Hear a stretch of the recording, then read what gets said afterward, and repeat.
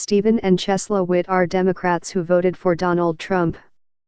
The restaurant owners helped turn rural Elliott County, Kentucky, red and still have faith that the president will do them proud. December 27, Sandy Hook, Kentucky.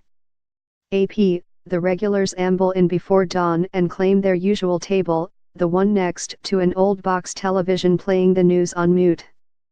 Stephen Witt fires up the coffee pot and flips on the fluorescent sign in the window of the Frosty Freeze, his diner that looks and sounds and smells about the same as it did when it opened a half-century ago.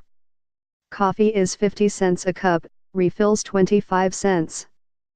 The pot sits on the counter, and payment is based on the honor system. People like it that way, he thinks. It reminds them of a time before the world seemed to stray away from them, when coal was king and the values of the nation seemed the same as the values here, in God's country, in this small county isolated in the foothills of the Appalachian Mountains. Everyone in town comes to his diner for nostalgia and homestyle cooking. And, recently, news reporters come from all over the world to puzzle over politics because Elliott County, a blue-collar union stronghold, voted for the Democrat in each and every presidential election for its 147-year existence. Until Donald Trump came along and promised to wind back the clock. Caption close He was the hope we were all waiting on, the guy riding up on the white horse. There was a new energy about everybody here, says Witt. I still see it. Despite the president's dismal approval ratings and lethargic legislative achievements, he remains profoundly popular here in these mountains, a region so badly battered by the collapse of the coal industry it became the symbolic heart of Trump's white working-class base. The frenetic churn of the national news, the ceaseless Twitter taunts, the daily declarations of outrage scroll soundlessly across the bottom of the diner's television screen, rarely registering.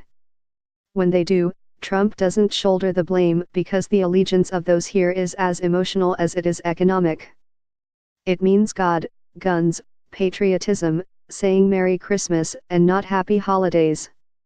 It means validation of their indignation about a changing nation, gay marriage and immigration and factories moving overseas. It means tearing down the political system that neglected them again and again in favor of the big cities that feel a world away. On those counts, they believe Trump has delivered, even if his promised blue-collar renaissance has not yet materialized. He's punching at all the people who let them down for so long, the presidential embodiment of their own discontent. He's already done enough to get my vote again, without a doubt, no question, Wes Lewis, a retired pipefitter and one of Witt's regulars, declares as he deals the day's first hand of cards. He thinks the mines and the factories will soon roar back to life, and if they don't, he believes they would have if Democrats and Republicans and the media, all crooked as a barrel of fishhooks, had gotten out of the way. What Lewis has now that he didn't have before Trump is a belief that his president is pulling for people like him.